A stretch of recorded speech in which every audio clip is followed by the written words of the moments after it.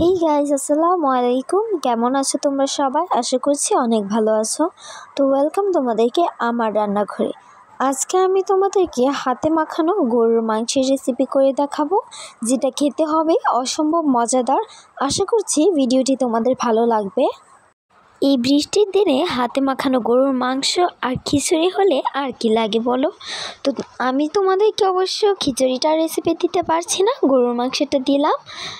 তো তোমরা দেখে আসো কিভাবে এই গরুর মাংসের রেসিপিটি করব হাতে মাখিয়ে। আর তোমরা বাসায় এইভাবে হাতে মাখানো গরুর মাংস আর খিচুড়ি করে পরিবারের সাথে দুপুরটা আনন্দময় করে তোলো। তো চলো দেখে আসি কিভাবে তৈরি করতে হবে।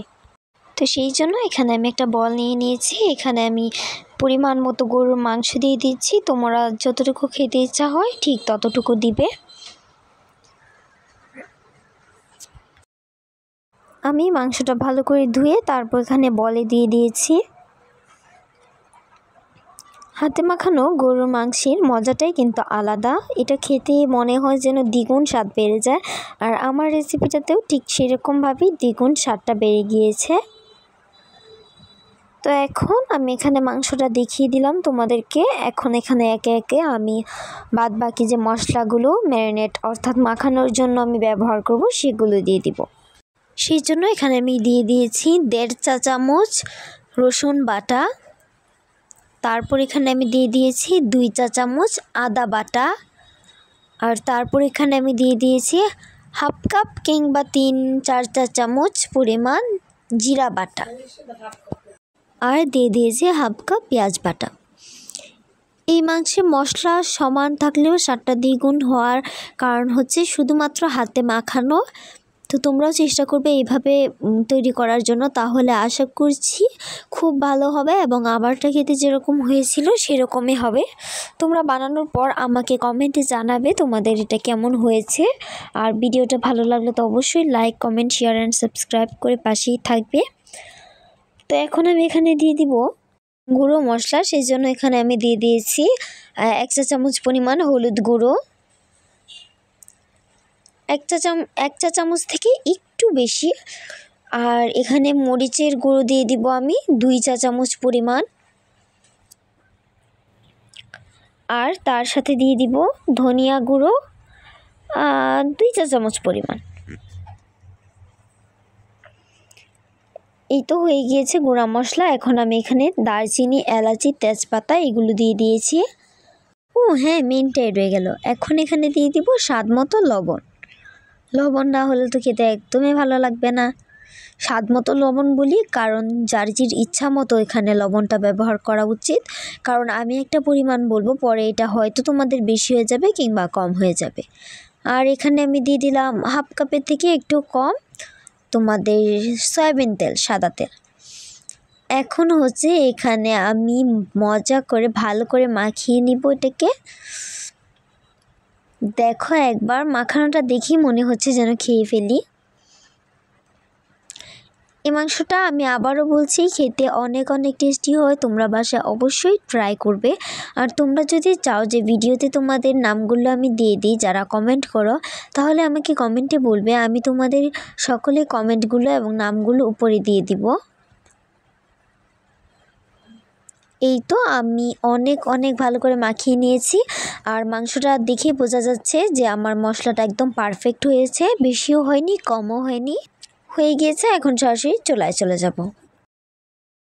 চুলায় প্রেসার কুকার বসিয়ে দিয়েছি। এখন প্রেসার কুকারটা গরম হওয়ার জন্য অপেক্ষা করব। প্রেসার কুকারটা গরম হয়ে গিয়েছে। এখন এতে আমি তেলটা দিয়ে দিব। তেলটা গরম হয়ে গেলে তারপর এতে আমি মাংসটা দিয়ে দিব। এটা যেহেতু হাতে মাখানো মাংস, এখানে আলাদা করে আবার তেলে কোনো মশলা দিয়ে ভাজতে হয় না। এটা মাথায় রাখবে, যেটুকু মশলা দিবে সেটুকু যখন মাখাবে তখনই দিয়ে দিবে। এখন যে মেখে রেখেছিলাম সেইটা দিয়ে দিব মাংসটা। তেলটা যেহেতু গরম হয়ে গিয়েছে, এই যে দিয়ে দিয়েছি।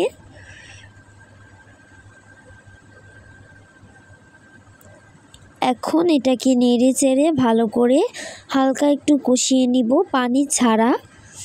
তারপর অল্প একটু পানি দিতে হবে, নয়তো একদম মশলাটা পুড়ে যাবে।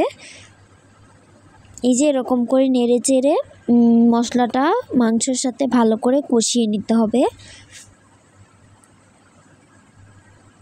তোমরা দেখতে থাকো পুরো ভিডিওটা, আশা করছি ভালো লাগবে। এই তো এখন এটা কিছুটা কষিয়ে এসেছে, এখন এতে অল্প পানি দিব। তার আগে এখানে আমি আলুগুলো দিয়ে দিব। এগুলো বড় সাদা আলু, আমি আগেই ছিলে কেটে ধুয়ে রেখেছিলাম। এগুলো এখানে দিয়ে দিয়েছি। এখন এটাকে নেড়ে চেড়ে সেই মাংসের মতনই মশলার সাথে ভালো করে মিশিয়ে নিব। এই তো আমার মিশানো হয়ে গিয়েছে। এখন আমি এখানে পানি দিয়ে দিব। এটাই মাংস আর আলুটাকে সিদ্ধ হতে সাহায্য করবে আর আমাদের ঝোল হবে।